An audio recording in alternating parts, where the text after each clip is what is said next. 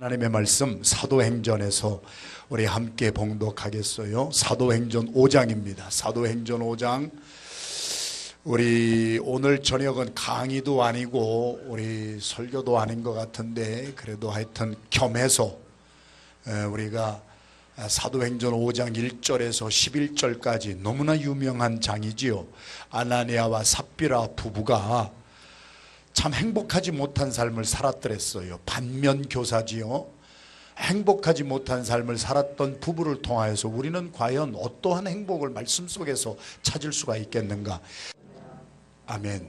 아나니아와 삽비라 부부가 참 불행하게 살았습니다.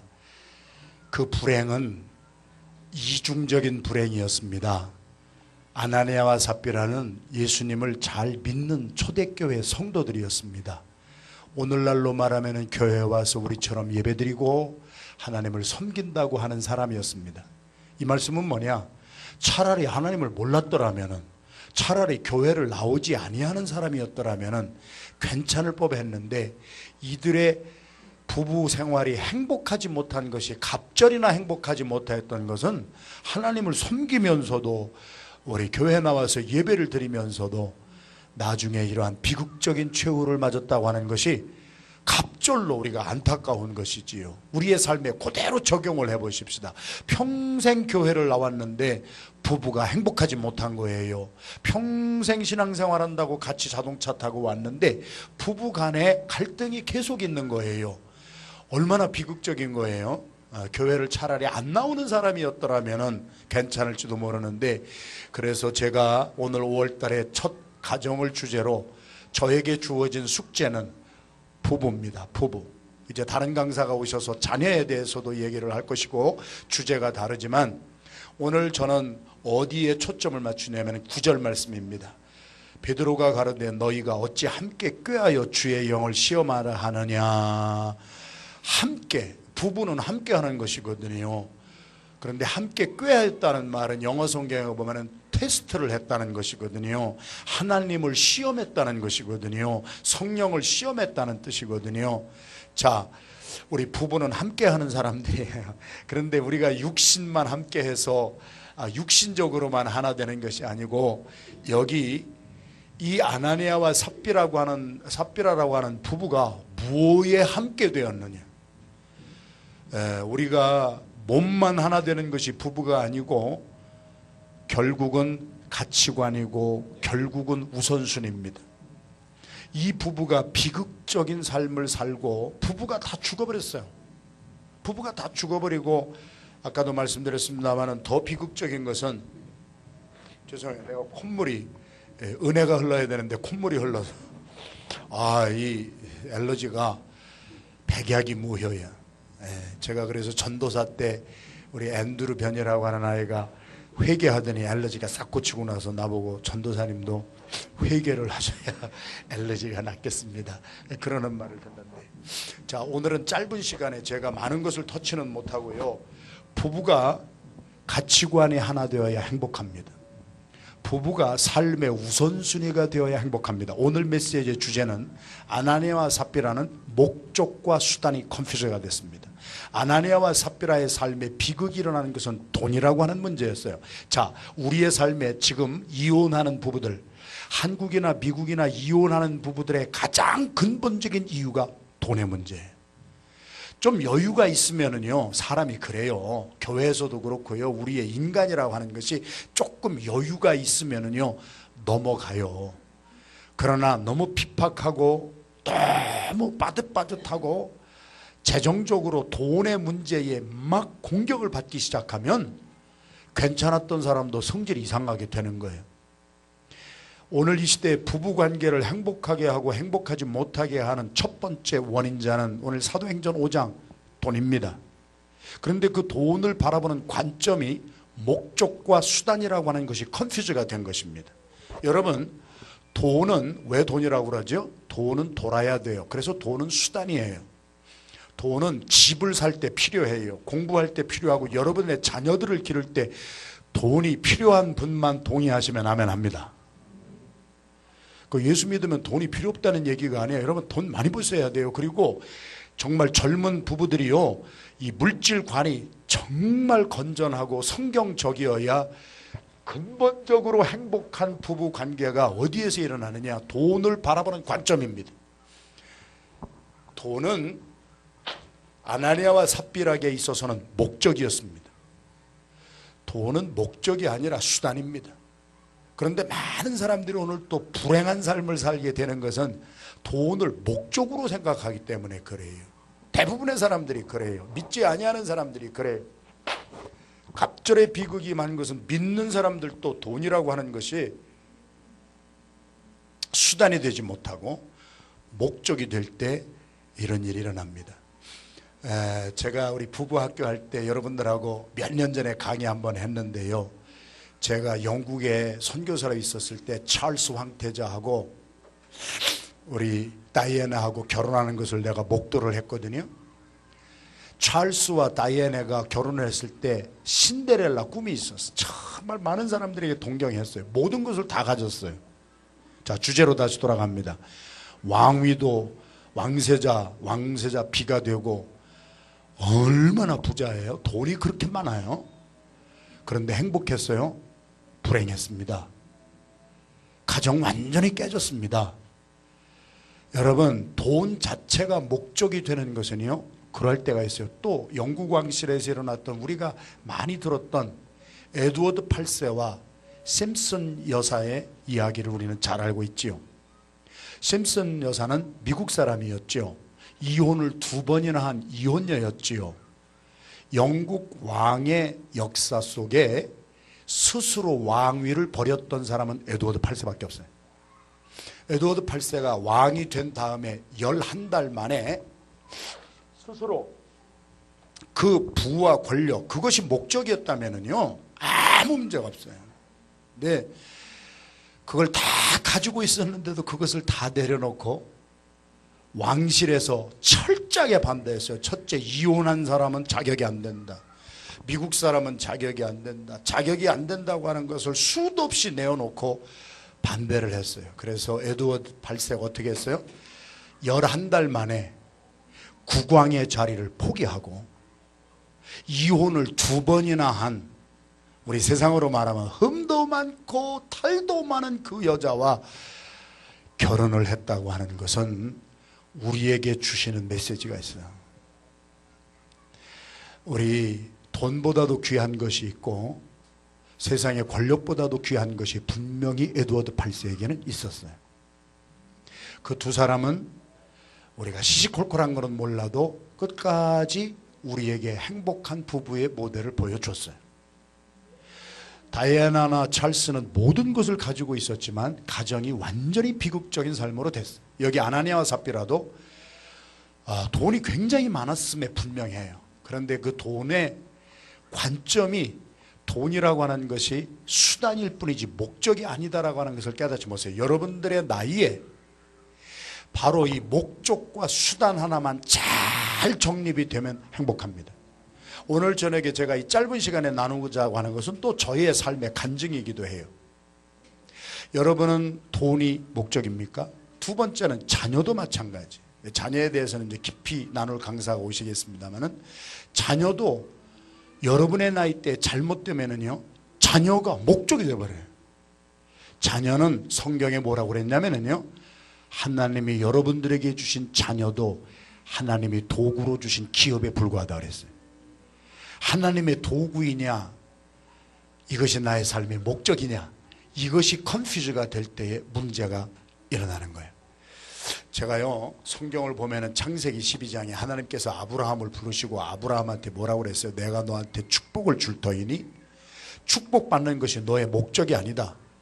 내가 축복을 받았으면 이 축복을 다른 사람에게 나누어 주는, 내가 받은 물권의 축복과 건강의 축복과 이 모든 축복을 다른 사람에게 나누어 줘서 하나님께 영광을 돌리는 도구가 되게 하거라.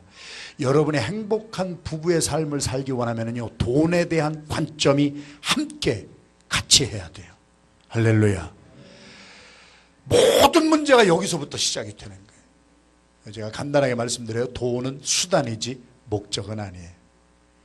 돈은 수단이기 때문에 여러분이 열심히 정당하게 일을 해서 잘 벌으셔야 돼요. 그래서 자녀들 잘 양육해 줘야 돼요. 성경에 보면은 가족들도 제대로 돌보지 아니하는 사람들은 불신자보다 더 악하다고 그랬어요. 그러니까 열심히 노력하고 열심히 건강하게 사업을 하고 직장 생활을 해서 건전하게 돈을 벌어서, 지난 주일에 제가 라스베가스에 가서 집회를 하고 왔는데 정말 충격을 받았어요. 카지노에서 딜러하는 분들의 1년 연봉이 10만 불이에요. 별로 안 놀래도 괜찮아. 에버리지는 한 6만 불 정도 된대요.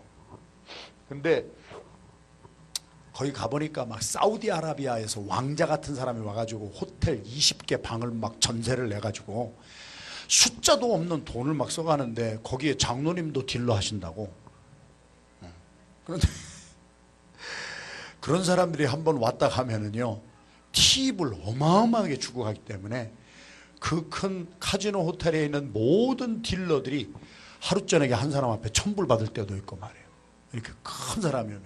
그래서 1년에 많이 받는 딜러는 연봉이 10만 불이 넘는다는 거예요. 그래가지고 거기를 못 떠난대. 다른 데 가서 연봉 10만 불을 어떻게 받아? 아닌 말로 어떤 분은, 저도 이번에 만나는데, 목사님 저는 고등학교밖에 졸업을 못했는데요, 고등학교 졸업하고 미국에서 할 수 있는 잡을 얻어가지고 연봉 10만 불 받기 힘듭니다.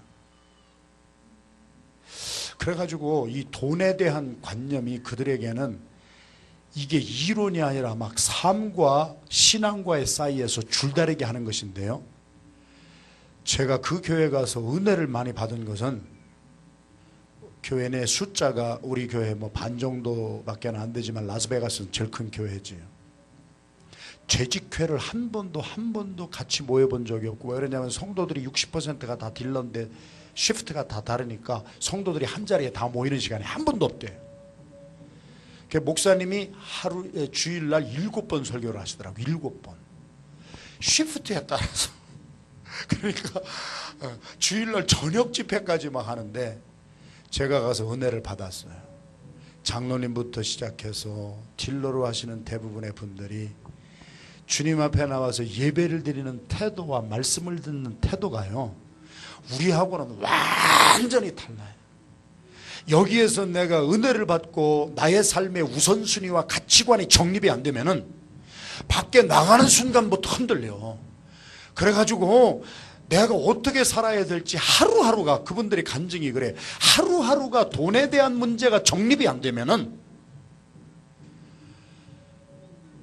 제가 충격을 받은 것이, 우리 교회 반밖에 안 되는데 옆에다 땅을 캐시로 200만 불 주고 샀더라고요.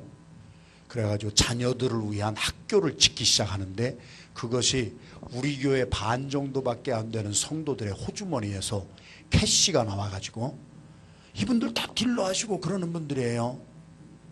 이분들은 돈에 대한 개념 하나가 확실하게 정립이 됐더라고.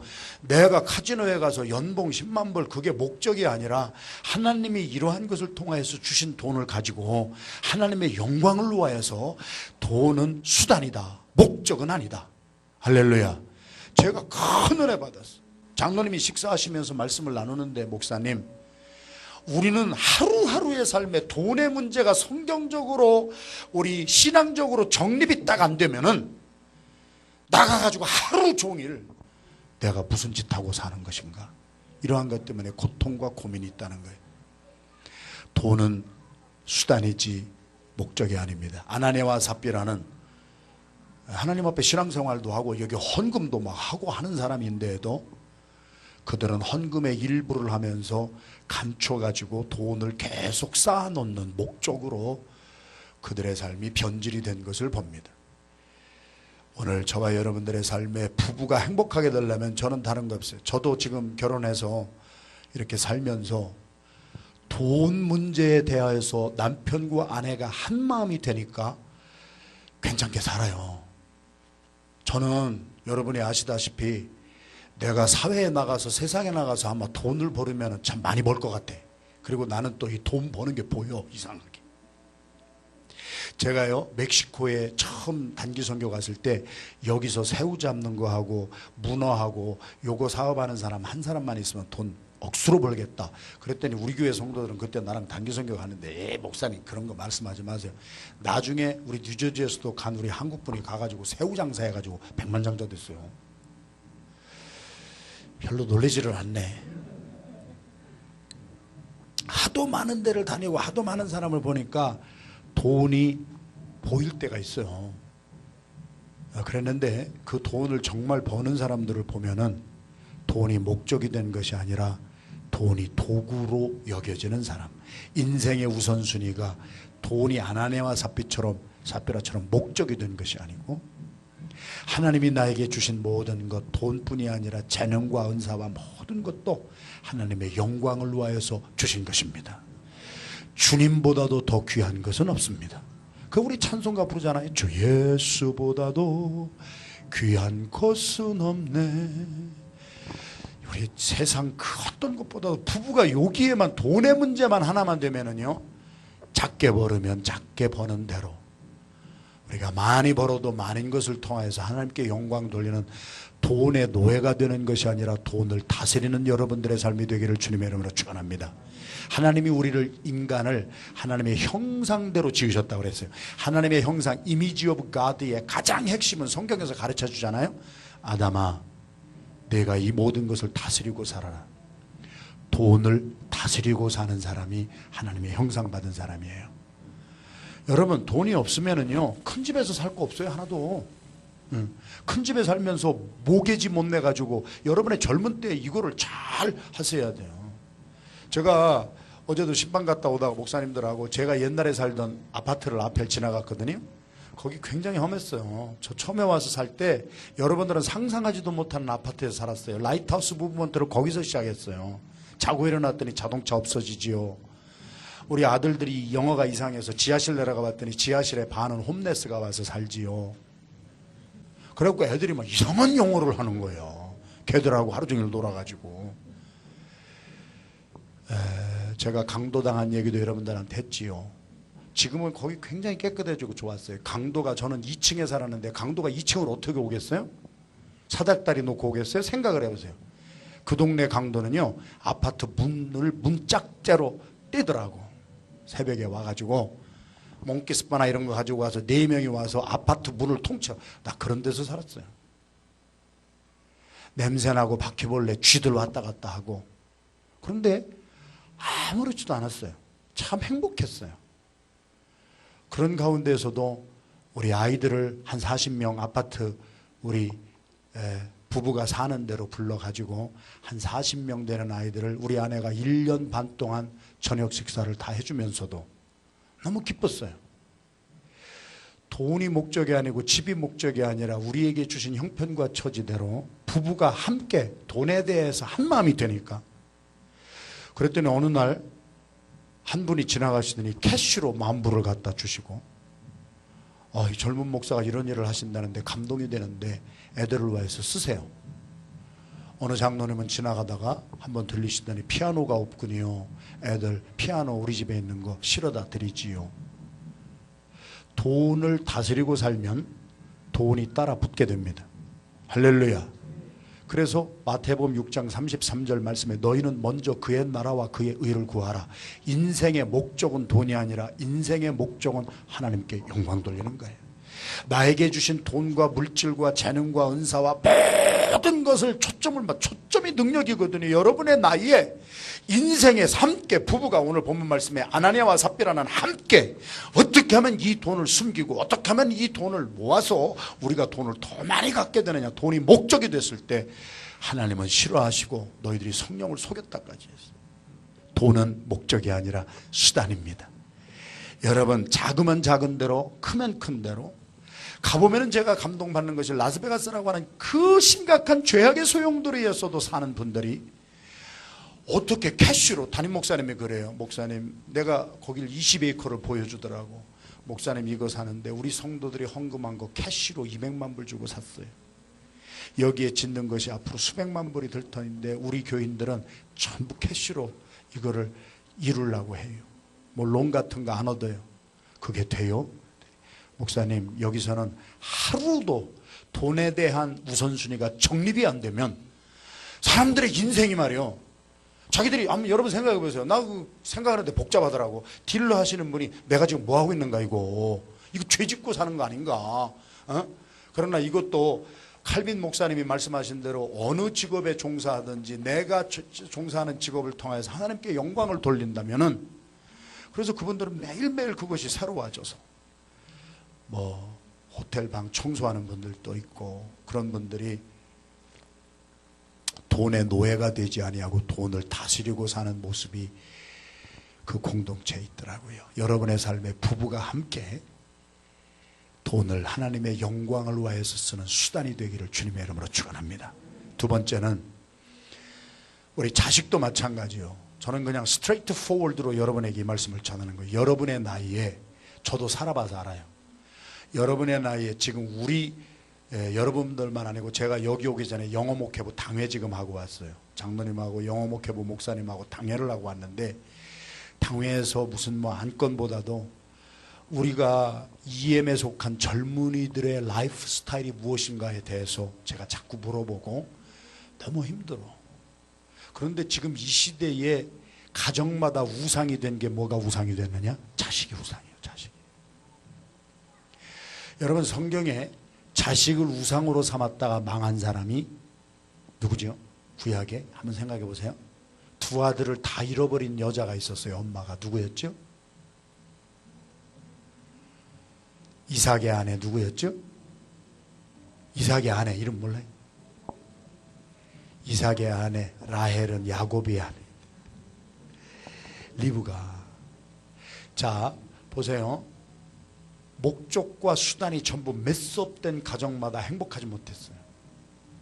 그래서 이삭의 가정에도 아내 리브가를 통해서 아들을 줬는데 누구누구를 줬대요? 에서와 야곱을 줬어요. 그랬는데 에서와 야곱이 태어난 다음부터 부모가 편애를 하기 시작합니다. 페이버리티즘이에요. 편애를 하는데 그 편애를 성경은 뭐라고 구체적으로 기록해 놓았냐면은, 아버지 이삭은 사냥한 음식을 즐겨 먹기 때문에 늘 들에 가서 짐승을 잡아다가 자기를 좋게 하는, 그러니까 자식을 바라보는 목적도 자기의 유익이었어요. 그리고 또 리브가는 리브가대로 성품이 조용하고, 그래서 또 편애하기 시작했어요. 그랬다가 나중에 작전을 꾸며가지고 야곱을 피신시키면서 내가 이렇게 하거라 그래 작전을 짜가지고 계속 속이고, 남편도 속이고 아버지도 속이고 그러면서 목적 달성으로 해서, 그래서 야곱의 이름의 뜻이 뭐였대요? 야곱의 이름의 뜻, 태어날 때부터 뭐를, 에서의 발 뒤꿈치를 움켜잡고 태어난 게 누구였어요? 야곱이었어요. 엄마와 자식이 전부 움켜잡는 목적 달성 위주예요. 제가 목회를 하면서 실패를 경험할 때가 참 많이 있거든요. 그런데 그 실패를 경험할 때마다 깊은 분석에 들어가고 나 자신을 성찰해 보면은 내가 어떤 목적을 달성하려고 하는 것이 이게 아주 삶에 아주 이것이 나의 목표가 되었을 때는 중간에 프로세스도, 중간에 사람도, 관심이 사람에게 가야 되는데 관심이 사람에게 가는 것이 아니라 목적 달성을 해갈 때에는 틀림없이 실패를 하더라. 그래서 리브가가 자기 작전을 꿰어가지고 자기가 원하는 대로 하려고 아들한테 잠깐만 갔다 와라, 그렇게 하고 나서 두 아들을 평생 못 본 사람이 리브가입니다. 이삭은 이삭대로 에서를, 자식을, 이거는 여러분들하고는 조금 다른 케이스지만 우리 부모님들 세대는 우스갯소리로 그렇게 하잖아요. 보험 중에 제일 좋은 보험이 자식 보험이다. 그래도 자식을 보험시켜 놓으면 나중에 자식이 나한테 잘해 주겠지.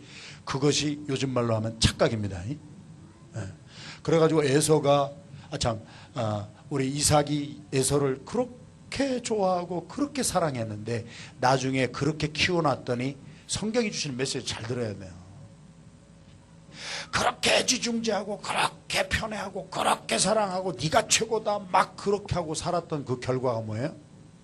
그렇게 자란 에서는 모든 일을 아버지가 근심하는 일만 하는 거예요. 지 멋대로 해석하는 거예요. 여러분, 자녀가 우상이 되지 않게 되기를 주님의 이름으로 축원합니다. 정말로. 저는 그냥 스트레이트 포워드 말씀드리는 거예요. 여러분 비유 맞추려고 여기 선 목사가 아니고 여러분이 축복받기를 원해요. 여러분 너무 자식을 위해서 막 그냥 막 쏟아붓고 돈도 자식을 위해서 쓰고 그러면서 자식이 하나님을 경외하는 거 가르쳐주지 아니하고, 네가 돈보다도 귀한 것이 주님이고 네가 무엇보다도 중요한 것이 하나님이고 예배고 이런 것을 가르쳐주냐고 너만 귀하다 너만 귀하다 하고 이렇게 길러놓으면은요 에서처럼 돼요. 아버지가 싫어하는 일만 나중에 골라서 하잖아요. 지금 부모님들 우리들 세대가 자식 때문에 고통당하는 분들은요 다 그것 때문에 고통당하는 거예요. 그런데 제가 여러분들 세대 오늘 영어 목회 얘기 나누면서도 EM권도 그렇고요, 어떤 한 사람을 지칭하는 것이 아니라 세대가 그래, 세대가 좀 달라요. 저희들 세대는 간증이에요. 제가 가끔 설교 때도 얘기하는데 눈물이 나도록 고마운 게 뭔가, 눈물이 나도록 고마운 게, 토요일 날 되면 우리 부모님들이요 헌금을 다리미로 다렸어요. 구겨진 돈을 다리미로 다리고요, 다 떨어진 바지를 깨끗이 빨아가지고 다리미로 다려서 우리들의 머리맡에 두고요, 너희들 가장 귀한 것은 주님에게 드려야 된다. 너희들 가장 깨끗하고 정결하게 너희들의 삶을 드려야 될 것은 하나님이다. 부모들이 우리에게 가르쳐준 것은 자식이 최고다를 가르쳐준 것이 아니고 하나님이 최고다 하는 것을 가르쳐줬어요. 지금은요 뒤돌아봐서요 눈물이 나도록 그게 고마운 거예요. 오늘 새벽에도 제가 말씀을 나눴거든요. 저희들 세대는 여러분 나이에 자식이 귀하기 때문에 자식 돌보느라고 교회를 안 나오는 그런 일은 하지 않았어요. 자식이 귀하기 때문에 애들이 어릴 때부터 담요 가지고 와서 애들을 뒤어놓고 같이 기도하고 같이 예배 드렸어요. 우리 교회 얘기하는 게 아니에요. 지금 젊은이들의 세대가 주된 목적이 자식이 너무 소중한 거예요. 하나님보다 더 소중한 거예요. 여러분 절대 그렇게 기르지 마세요. 여러분 앞으로 5년 후 10년 후에 여러분 눈에서 피눈물 나는 거 하지 마세요. 나는 여러분들이 정말 축복받기를 원하는 거예요. 자녀들도요, 성경에 보면은 자녀들이 우리의 인생의 목적이 아니라는 거예요. 자녀들도 하나님이 우리에게 주신 수단이요 도구요 기업이래요. 기업을 통하여 하나님께 영광 돌리라는 거예요. 할렐루야. 그러니까 여러분들 자녀들에게 너가 좋다, 네가 원하는 대로 해줄게, 네가 너 뭐 원하니 네가 원하는 대로 다 해줄게, 그렇게 해가지고 기른 자식들은 에서처럼 크고 나니까 아버지가 싫어하는 일만 골라서 하는 거예요. 사랑하는 젊은이들이요, 여러분의 부부가 행복해지려면은요 돈도 목적이 돼서는 안 되고 자식도 목적이 돼서는 안 돼요. 여러분의 삶에 에베소서 2장 10절 말씀에 우리들은 하나님의 지으신 바요 선한 일을 위하여 창조된 하나님의 작품들이니, 할렐루야.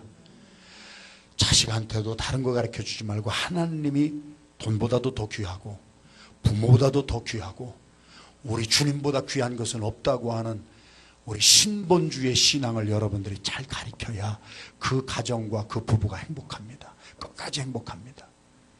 악동 뮤지션 보신 분 손 들어봐요. 이 악동 뮤지션은요, 나는 처음에 야 이름도 그렇게 악동이냐 그랬더니 그 악동이 아니더라고. 어느 분이 내 설교 자료 때문에, 저는 감사한 것이 저희 교회에서 설교 자료 목사님 쓰세요 하고 계속 이메일로 보내주시는 분들이 일주일에 수십 건이 돼. 내가 다 쓸 수는 없지만 악동 뮤지션도 내가 그래서 봤어요. 몽골에 있는 선교사님의 아들 딸이 있더라고요. 악동은 배드보이가 아니라, 나 배드보이인 줄 알았어. 배드보이가 아니라 음악학자를 쓰고 아이동을 써서 음악을 좋아하는 아이요. 음악하는 뮤지션이라고 하는 그 이름을 부모가 줘줬더만 보니까. 그래가지고 악동 뮤지션이라고 해가지고 와서 뭐죠 그게? 케이팝 케이팝 스타. 거기에 1등 먹었어요. 상금 3억 원 탔어. 제가 그 보내주신 것을 스트립을 쭉 보니까 박진영이라는 사람이, 유명한 사람이에요. 그 사람이 그런 말을 했대요. 나는 이 악동 뮤지션 몽골 선교사의 자녀인 이 아이 두 사람을 보고 부모님을 만나보고 싶습니다. 도대체 애들을 어떻게 길렀길래 애들이 이럴 수가 있습니까? 알고 봤더니 홈스쿨링이었어. 그래서 부모가 답을 해줬어. 우리가 가르친 것은 두 가지입니다. 세상에서 가장 중요한 것은 예수 그리스도가 가장 중요하고, 나머지는 니들이 예수님에게 기쁨을 드리기 위해서 무엇을 하든지 자유롭게 해라. 학교도 안 보내고 가정에서 홈스쿨링을 했는데 가르친 것은 단 두 가지. 주 예수보다 귀한 것은 없어. 너희들이 무엇을 하든지 주님께 영광 돌리고 주님보다 높은 것 없게 해. 주님이 가장 우리의 삶의 귀한 분이야. 돈도 아니야. 이 세상 그것도 아니야. 너희들이 가지고 있는 은사나 재능, 무엇을 사용해서 뭐를 해도 좋아. 그러나 주님, 예수님께 영광 돌리는 삶을 살아라. 그랬더니요, 거기 제가 자세히 읽어봤어요. 박진영이라고 하는 사람이 얘들은 천재입니다. 곡을 하나 던져주면은 그 자리에서 편곡을 해놓는데 자기들이 할 수 없는 창의성이 여기에서 나오는데, 이 아이들이 상금 3억 원 받고 처음에 한 말이 하나님 감사합니다. 그리고 이 아이들 하는 것을 제가 딱 봤더니 얼마나 겸손하고, 우리들은 여기에 있을 수가 없는 사람입니다. 하나님이 하셨습니다. 겸손하고 다른 사람들 배려하는, 믿지 아니하는 이런 세상 속에 사는 사람도 저 아이들을 가리킨 부모가 도대체 무엇을 어떻게 가르쳤길래 애들이 저렇게까지 우리 상상할 수 없는 데까지 이르렀냐. 아니, 저도 은혜 받았어요, 진짜로. 그 몽골 선교사님, 그 선교사님 부부가 그렇게 존경스럽더라고. 가르친 거는 두 가지. 무슨 일을 하여도 주님께 영광 돌리는 삶을 살고, 학교, 성적, 자유함을 얻어라. 너희들이 가지고 있는 거 가지고 그저 마음껏 자유함을 가지고 살아라.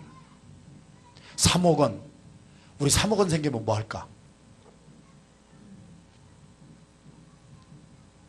3억 원 그대로 선교헌금으로 다 드렸어. 나이가 10대인 아이들이 돈을 다스릴 줄 알고 교만을 다스릴 줄 알고 살았던 것은, 행복한 부부가 아나니아와 삽비라처럼 함께 껴안아서 하나님을 속일 생각을 하고 돈을 모일 생각만 하는 것이 아니라, 무슨 일을 하여도 좋으니까 주님 중심으로 살아라. 우리 여러분의 나이에 우리 이거 하나만 정립이 되면은 행복합니다. 할렐루야. 행복한 부부는 돈이 행복을 만들어주는 것 절대 아니더라고. 가치관과 인생의 우선순위와, 이것이 나의 삶의 목적이냐, 이것이 나의 삶의 수단이냐, 목적과 수단 분별을 잘하는 지성과 영성과 감성이 충만한 여러분들 되시기를 주님의 이름으로 축원합니다. 마지막은 결국은 자신의 문제예요. 우리 나 자신도 하나님의 지금 쓰임받는 도구로 사는가, 아니면 내가 남편도 아내도 뭐 상관없이 내가 행복한 방향으로 아내도 따라와주고 남편도 따라와줘야 되는가. 제가 결혼해서 2년 만에 이혼을 5만 번 이상 생각하고 가정이 깨질 만한 위기를 겪었던 거 많이 간증을 했잖아요. 다른 거 아니에요. 내 중심으로 살아서 그래요. 아내도 내 스타일로, 아내도 내가 생각하는 방법대로, 아내도 똑같이 따라와 주기를 바랬던 나는, 행복은 둘째고요. 사람들 앞에 나오면은 목사가요, 표정 관리를 해야 되니까 웃지만은 속으로는 웃고 산 세월이 2년 넘게 살았어요. 나도 나의 아내도 하나님이 쓰시는 하나님의 도구입니다. 귀중히 여길 줄 알아야 돼요. 내 아내가 나를 위한 존재가 아니고 내 남편이 나를 기쁘게 하는 존재가 아니라, 내 남편도 하나님을 기쁘게 하시는 하나님의 도구고, 내 아내도 하나님을 기쁘시게 하는 하나님의 도구라고 하는 요거 하나만 부부가 하나가 되면은요, 저는 요즘 살만 나요. 생각을 해보세요. 제가 돈을 갖다 줍니까? 뭐를 갖다 줍니까? 하루에 3시간밖에 못 자고 살아도 저금 통장 하나 없이 살아가. 대책 아무것도 없는 사람이요. 진짜로 누가 와서 뭐 돈 주는 사람도 없고 아무것도 없어. 그래도 저와 저희 아내는 행복해요. 행복한 이유가 뭐냐? 서로를 바라보는 관점이, 저처럼 많이 싸운 사람이 없어요. 여러분 잘 몰라서 그렇지. 나는 집어 던졌던 사람이요. 그 피자를 여기도 붙이고 저기도 붙이고 했던 사람 감정 다 들었잖아요. 내가 부부생활 처음 결혼 신혼여행 갔다 와서 내 중심으로 살 때는 화가 있는 대로 다 했어요. 제가 이 교회 18년 목회하면서 여기 장로님들도 다 아시는데 제가 지금 엄청나게 변화받고 있습니다. 초기에는요, 내 마음에 안 들으면요, 그 사람 이름 불러가지고 바로 이 자리에서 당신 나가 그랬어요. 그래도 그 말 듣고 또 그 사람은 나가대. 그것도 기적이 돼. 그 다음부터 요 자리에 엎드려가지고 1년을 눈물 뿌리고 회개하는데 1년 되던 날 장홍래 권사님이 저기 앉으셨다가 무릎으로 여기를 기어오셔가지고 저를 붙잡고 목사님, 내가 하나님이라도 목사님 회개하신 지가 벌써 오늘이 1년째 되는 날인데 하나님이 용서해 주셨겠습니다. 목사님이 이제 회개 좀 그만하세요. 나 1년 피눈물을 흘리면서 말 한마디 잘못한 것에 대해서 어떻게 목사가 성도 보고 나가라고 할 수가 있냐 말이에요. 내 마음에 안 들어도.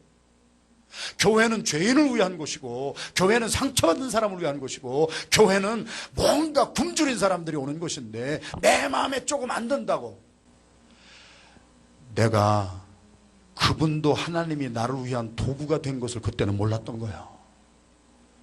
목사가 목회에 모든 사람이 다 찬성을 해주고 모든 사람이 다 목사를 막 이렇게 하면은요, 목사 교만함에 빠질 수가 있어요. 여러분, 우리 청어를 활발하게 만들고 청어를 살리는 비결이 그 안에는 메기 한 마리라고 많이 들었죠? 청어를 잡아가지고 오는데 죽은 청어는 값이 떨어져. 그러니까 잡아가지고 배 밑창에다 놓고 거기다가 뭐를 넣어야 이 청어들을 살려가지고 죗값에 받고 파는가. 그래가지고 어부들이 한 것이 거기다가 그냥 청어를 잡아먹는 메기를 한 마리 딱 놓으니까 그놈은 메기가 날개를 치고 돌아가는 통에 그냥 그것 때문에 괴로워가지고 이 청어들이 그냥 도망다니더라고. 막 그냥 몇 시간이 지나도 막 살아있더라는 거예요. 여러분, 아내를 바라보는 관점이요, 저는 처음에 아내가 나를 괴롭히는 사람인 줄 알았어요. 그랬더니 아내가 나하고 다른 점이 있고 아내가 내 마음에 안 드는 것이 있길래 가만히 엎드려서 기도를 해봤더니 하나님도 우리 아내를 사용하시고 있더라고. 그 하나님이 아내를 사용하시는 그 첫 번째가 뭐냐, 내 성질 죽이는 도구로 쓰시더라고. 고개 끄떡을 4분만 하시는데 관점이 달라져야 돼요. 여러분의 아내가 여러분하고 좀 달라도 하나님은 여러분의 아내를 하나님의 도구로 지금 쓰시고 계세요. 여러분의 남편이 왜 이렇게 지지리도 못난가, 왜 이렇게 왜 내 남편이 돈도 잘 못 벌어오고 말이야, 왜 남편이 이렇게 시시껍절하게 살고 있는가. 여러분은 그 남편 때문에 하나님이 여러분 성질 죽이고 계셔. 지금 믿는 사람만 아멘합니다. 바라보는 관점이 나를 만족시키는 목적으로 보지 말고 나의 아내도, 나의 속을 썩이는 성도도, 옛날에는 내가 그걸 못했어 진짜로. 그랬는데 내가 엎드려서 하나님 앞에 기도하고 보니까 관점이 바뀌어져야지. 관점이 바뀌어져야지. 요즘에는 제가 제 아내를 업고 다니고 싶어요 진짜로. 왜 그런 줄 아세요? 제 아내 때문에 내가 얼마나 많이 참게 되었는가, 얼마나 많은 인내를 배우게 됐는가. 우리 아내 아니었으면 지금 나는 여기 자리에 설 수가 없어요. 여러분의 아내도 목적이 아니라 도구입니다. 여러분의 아내가 여러분만을 만족하게 하는 목적으로 그렇게 바라보면요, 여러분 불행할 수밖에 없어요.